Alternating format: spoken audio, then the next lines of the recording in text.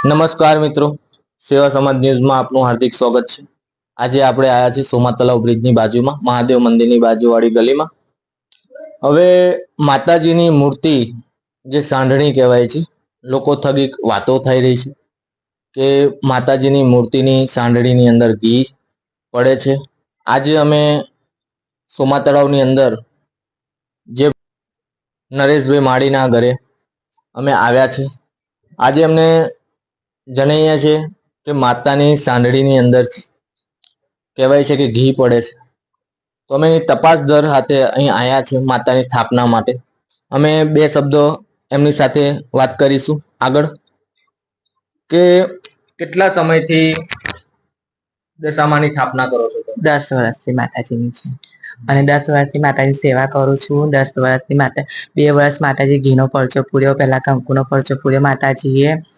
અને મેં સૌ પબ્લિકને એવું કહું છું કે માતાજીના દર્શન કરવા આવો, માતાજીનો લાવો લેવા આવો અને સૌ પબ્લિકના દુઃખ બધા ભાગે, એવું મારે કેવું છે।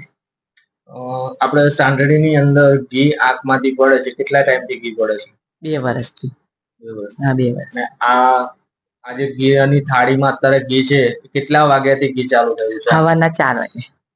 સવારના।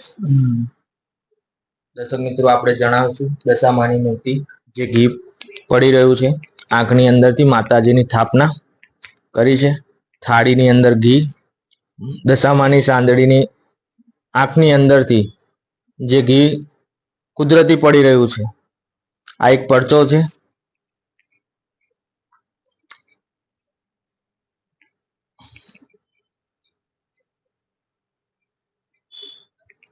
સાંઢળીની અંદર જે માતાજીની સ્થાપના કરી છે, ત્યાં સવારે 4 વાગ્યાથી લઈને હજુ સુધી ઘી ટપક્યા કરે છે।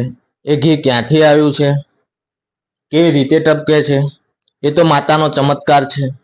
આવી એક શ્રદ્ધાળુ જે સાચા મનથી જે ભક્તિ કરે છે, જે ભાવ રાખે છે, જ્યારે એના જ આંગણે જો આવું બનાવ બને તો કુદરત પબ્લિક કહે છે કે ધર્મ નથી, આ નથી, તે નથી, પણ ધર્મ અને માતા બધે જ છે।